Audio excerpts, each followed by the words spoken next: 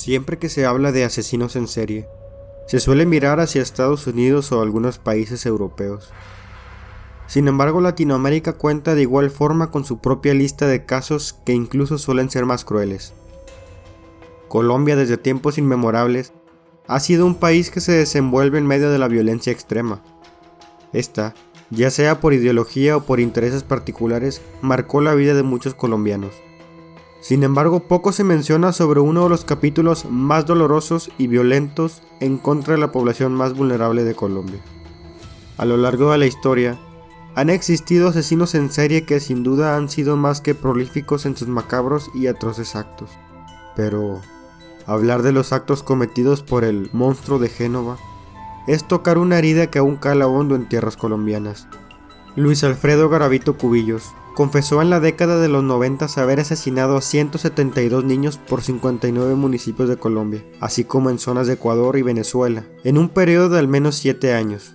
Sus crímenes lo llevaron a poner en alerta a organismos como las Naciones Unidas, el Parlamento Europeo y la Amnistía Internacional ante la desaparición de los menores y la cantidad de restos que eran descubiertos.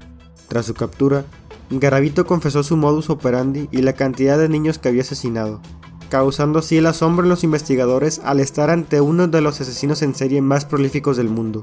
A lo largo de su vida tuvo muchos apodos como Alfredo Salazar, Bonifacio Morera Liscano, El Loco, Tribilín, Goofy, El Sacerdote o La Bestia, todos ellos usados como una manera de no ser descubierto y cubrir su identidad cada vez que se cambiaba de sitio.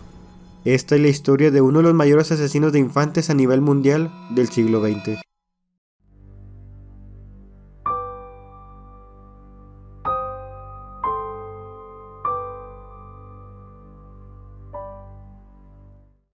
Nació el 25 de enero de 1957 en Génova, Colombia. Fue el mayor de los 7 hijos de Manuel Antonio Garavito y Rosadelia Cubillos. Al igual que muchas otras familias de la zona, se vieron afectados por el conflicto armado, siendo desplazados por las guerrillas. Garavito sufrió de una infancia llena de violencia. La casa sufría carencias y su padre, quien era un alcohólico y abusivo, lo golpeaba de manera brutal casi a diario, por lo que solía sufrir constantes ataques de ira, paranoia y psicosis desde muy pequeño. Solo era requerido por su padre para cumplir tareas. Asimismo, este le habría prohibido tener amigos o una novia. Estudió hasta 5º grado de primaria en el Instituto Agrícola en el corregimiento de Ceilán, pero por si fuera poco, este era el centro de atención de burlas de sus compañeros de escuela por usar lentes y por su peculiar apellido, llamándolo Garabat.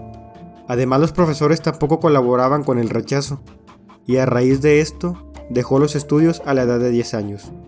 Extrañamente, con recuerdos muy vagos, identifica a su padre como quien perpetró el primer abuso sexual que vivió en su vida. Además, a sus escasos 12 años, fue brutalmente abusado sexualmente por parte de un amigo de su padre, quien cometió estos actos contra él de forma sistemática. Garavito confesó que recibió golpes en sus genitales y glúteos mientras se encontraba amarrado a una cama, e incluso lo quemaba con una vela y lo mordía mientras se masturbaba. Los abusos del hombre duraron 2 años hasta que se mudó al municipio de Trujillo.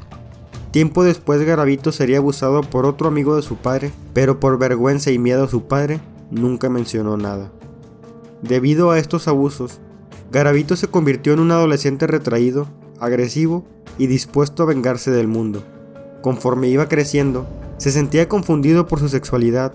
Se dice que después de frustrantes y desesperados intentos por tener relaciones sexuales con mujeres, comenzó a sentir atracción por jóvenes y niños pequeños.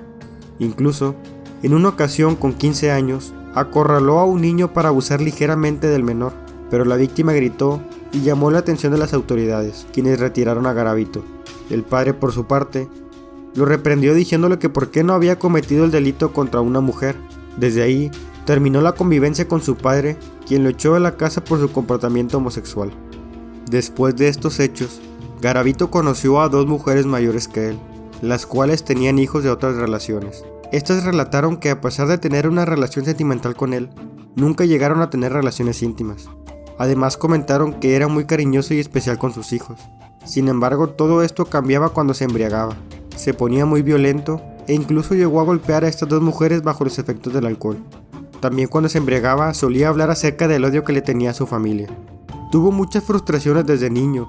Se describía como un hombre bueno al que le salía todo mal, y al que le daba mucho dolor cuando los demás sufrían. Por otro lado, a Garavito le gustaban las apuestas, pasar el tiempo ingiriendo alcohol y escuchando música en los bares locales. Consiguió distintos trabajos como ayudante en una caja de compensación, después fue empleado en una cadena de almacenes, fue vendedor, tuvo una heladería y administró restaurantes y bares. Hasta principios de los 90 intentó llevar una vida normal, pero era un alcohólico y sus explosiones de ira lo llevaban a golpear a sus compañeros y a enfrentarse con sus jefes.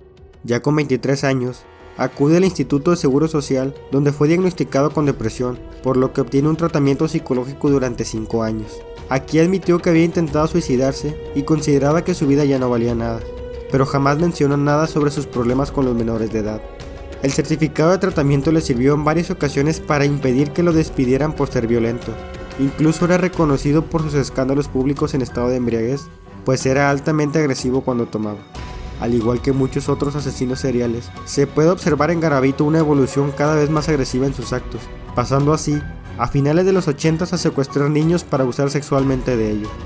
Garavito se hacía pasar por vendedor ambulante, indigente, discapacitado y representante de fundaciones ficticias a favor de niños y ancianos. En su paso por 59 municipios del país, en 33 de ellos cometería crímenes, además de otros países como Ecuador y Venezuela. Su modus operandi era siempre el mismo. Recorría el lugar, identificaba su objetivo, escogía niños campesinos, estudiantes o trabajadores informales pero que le fueran agradables físicamente. Para ello frecuentaba parques infantiles, canchas deportivas, terminales de transporte, mercados y barrios marginales. Sus víctimas eran niños entre 6 y 16 años, con rasgos faciales parecidos y de bajo nivel socioeconómico. Se presentaba hablando con ellos y se ganaba su confianza ofreciéndoles bebidas, dinero y los invitaba a caminar hacia sitios despoblados. Una vez que se alejaban lo suficiente comenzaba la tortura. Abusaba sexualmente de ellos, los ataba, los golpeaba, los cortaba, quemaba y mordía en los genitales. Por último, los decapitaba, siendo significativo que la mayoría de los asesinatos los realizaba en estado de embriaguez, pues antes de asesinar a sus víctimas, se bebía una botella de alguna bebida alcohólica, que por lo general era brandy, para luego atacar a sus víctimas. En 1992 cometería su primer asesinato, llevándose a un niño que vio jugando en un parque ofreciéndole dulces. Tras abusar sexualmente y torturar a la víctima, perdió la cabeza apuñalándolo hasta la muerte. En un principio los asesinaba durante la violación, apuñalándoles el corazón. Sin embargo, conforme sus crímenes fueron avanzando, se volvió más sádico por el placer que esto le provocaba. Estuvo activo de 1992 a 1999, torturando, asesinando y abusando sexualmente de por lo menos 200 niños en Colombia. Garavito menciona que siempre asesinaba a los niños de día, debido a que le tenía miedo a la oscuridad. Cada que asesinaba a sus víctimas, sacaba una libreta y anotaba el lugar y la fecha. Por otro lado, guardaba los recortes de periódicos de los niños desaparecidos y lo relacionado con sus crímenes. Afirma que cuando iba a asesinar a sus víctimas, sentía un impulso, que nunca planeó sus hechos, los cuales sucedían de repente. Algo lo empujaba dentro de él a asesinar a los niños, y esto le ocurría cada vez que ingería alcohol. Después de años llenos de muertes y desapariciones de niños, las autoridades se encontraban sumamente preocupadas, pues eran varias las ciudades donde sucedían los casos y los restos de estos empezaron a encontrarse en lugares poco transitados con signos de tortura. Se sabe que incluso la policía de Colombia pidió ayuda al FBI, pues tenían poco conocimiento con asesinos de este tipo. Se llegó a barajear diversos tipos de asuntos antes de llegar a la conclusión de que podría ser un solo hombre, desde venganzas entre sicarios jóvenes, asuntos de sectas satánicas o una red de tráfico de órganos, pero nada concordaba con el ensañamiento que los restos mostraban. Los casos se repetían por lo menos en 10 ciudades distintas, pero el clima, la vegetación, la diversidad de insectos y animales complicaban el poder encontrar restos más completos para investigar. Para ese entonces, incluso la ONU había hecho eco del asunto, pues se contaba más del centenar de casos de cuerpos de niños encontrados, algunos demasiado jóvenes. Todo el país estaba horrorizado y pedía justicia. Aunque para la policía parecían muchos cuerpos para ser de un solo asesino, un par de investigadores que se obsesionaron con el caso pidieron documentos al FBI y las similitudes eran más que evidentes. En todas las escenas, los cadáveres se encontraban con una soga al cuello y mostraban signos de extrema tortura de horas o incluso días. Todos eran lugares apartados y llenos de botellas de un brandy barato y de la misma marca de colillas de cigarros. Además, Garavito comenzaba a cometer muchos errores.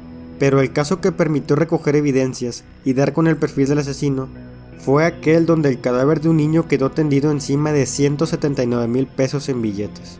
El asesino había huido debido a que se había quedado dormido con un cigarrillo en la boca, lo que provocaría un incendio, y cuando despertó, el fuego ya alcanzaba varios metros, y en su afán de escapar, dejó al lado del cadáver su pantalón, sus zapatos, un peine, un destornillador y los anteojos que quedaron a medio quemar. Sin embargo, el asesino no saldría bien librado, ya que habría sufrido quemaduras en el brazo izquierdo y parte de la espalda. Gracias a esta información, se pudo crear un perfil criminal. El asesino debería tener unos 40 años, medir aproximadamente 1,65 m, de contextura delgada, bajo perfil y quemaduras en el brazo izquierdo y la espalda. Aún y con toda esta información, Garavito no fue capturado hasta 1999 en Villavicencio, cuando se preparaba para abusar de un adolescente de 12 años que vendía lotería, quien a base de engaños lo llevó a las afueras de la ciudad. Sin embargo, el joven lograría quitar el pañuelo que cubría su boca y gritar pidiendo ayuda. Al instante, Garavito decide asesinarlo, pero aparece un joven que pasaba por la zona, quien escuchó los gritos del menor, y al ver la escena atacó a Garavito con piedras, y ambos lograron huir del lugar para dar aviso a las autoridades. La policía, ya con la descripción proporcionada por los jóvenes, detienen a Garavito, pero este alegó que lo estaban confundiendo con otra persona, pues él solo era un vendedor ambulante. Con esto, la policía no terminaba de creer que este fuera el presunto violador. A pesar de que las señales físicas y el vestuario coincidieran, tenía una mirada serena, era muy tranquilo, se mostraba como una persona noble y respetuosa, no era grosero, pero traía grama y erizos de mala hierba en toda la ropa, y al revisar su mochila, se encontró 1 metro de cuerda roja, varios papeles, un cuchillo, entre otros objetos. Garavito así es capturado infraganti, pero se identificaría como Bonifacio Morera Liscano, solo para más tarde ser identificado como Luis Alfredo Garavito Cubillos. Luego de un intenso interrogatorio, al verse acorralado, Garavito cayó de rodillas, pidió perdón por sus actos y así confesaría cerca de 172 asesinatos de niños entre 1992 y 1998. Sacando su libreta y detallando uno a uno todos sus crímenes. Durante la jornada de confesión, le pidieron que dibujara a un niño. Lo hizo muy largo y recto, muy pulcro, de camisa y pantalón. Se dice que quizás era su niño ideal. En pruebas psicológicas posteriores, vio demonios en donde había ángeles, y negó la presencia de genitales donde éstas eran evidentes. Finalmente, Garavito fue diagnosticado con trastorno de la personalidad antisocial. Se puede observar que al momento de agredir sexualmente a sus víctimas y asesinarlas, no sentía dolor por el sufrimiento que éstas experimentaban, sino que para él significaba la obtención de un trofeo, ya que se jactaba de tan horrorosa situación. Este tipo de persona que padece TPA no presenta en ningún momento síntomas de ansiedad, siendo esta una característica común en las personalidades antisociales. Respecto a Garavito, este mostró una actitud intrépida el día que fue capturado, ya que aún durante el interrogatorio de la policía mantendría una conducta serena, tranquila, donde aparentaría, además, ser una persona respetuosa.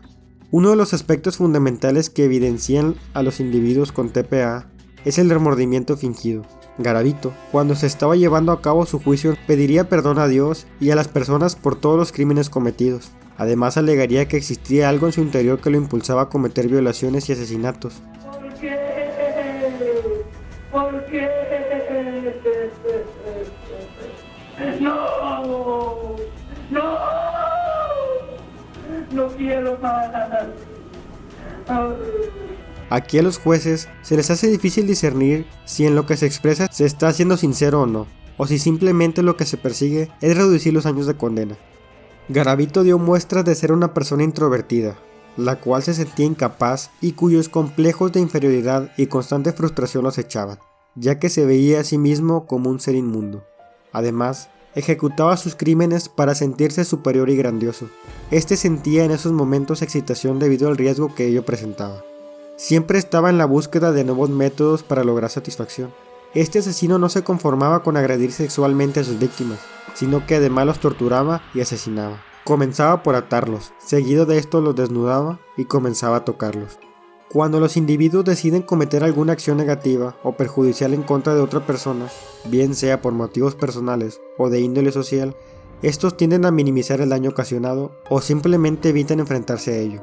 En este caso, Garavito señalaría que él cometió tales actos porque había vendido su alma al diablo, y por esta razón no podía controlar sus impulsos y asesinaba. Además, expresó que se habría cumplido el tiempo justo de su condena, pues ya había pagado por sus crímenes. Estos individuos con personalidad antisocial argumentan casi siempre que los crímenes que cometen son el resultado de fuerzas externas a ellos, por lo que Garavito traspasaba la culpa de sus actos al maltrato que le propinaría su padre y otras personas, las cuales abusarían de él siendo un niño. Son altamente manipuladores, ya que usan a las demás personas para lograr sus objetivos y estos no dudan en sacar provecho de la debilidad ajena. Garavito recurría generalmente a la manipulación y el engaño con la finalidad de ganarse la confianza de estos, para así lograr sus fines macabros. Además, como es habitual en este tipo de casos, Garavito vivía con mujeres que tenían niños, con la finalidad de dar a la sociedad una imagen de persona sana y de familia. Considerado uno de los peores criminales del mundo y llegando a relevancia internacional por la gravedad de sus crímenes, en 2001 fue condenado a 1853 años y 9 días de cárcel por sus delitos. Esta condena es la más alta conocida en Colombia, pero no se logró aplicar porque en el país no es viable la cadena perpetua. Por esto, se le conmutó a la pena máxima de 40 años. Se encuentra en la cárcel de máxima seguridad de Valledupar, al norte de Colombia. De esto solo han pasado 20 años. Sin embargo, en 2006, recibió una reducción a la condena por informar la ubicación de algunos de los cuerpos de los menores asesinados. Por esto, recibió tan solo 24 años de prisión, los cuales acabarían en 2025. El caso de la detección de Garavito Cubillos está lleno de polémicas. Una de ellas llegó antes de ser capturado, pues la policía, en su desesperación ante las críticas, capturaron al hombre equivocado, arruinándole la vida. Además, ya tras las rejas, Garavito se encuentra aislado del resto de reclusos, pues sería asesinado en el acto por el odio que le tienen al cometer crímenes de esta índole. Cuenta con un espacio recreativo, incluso cuenta con su propia celda que parece un cuarto, y llega a poder utilizar hasta un celular. Yo cometí una serie de conductas que infringen las normas penales y las morales. Soy un ser humano, igual a cualquier otro, con unas fallas, pues, pero no que yo sea peligroso. Si te gustó el video, no olvides dejar tu like y suscribirte a mi canal. Te dejo mis otras redes sociales para que me sigas y nos vemos en un próximo video.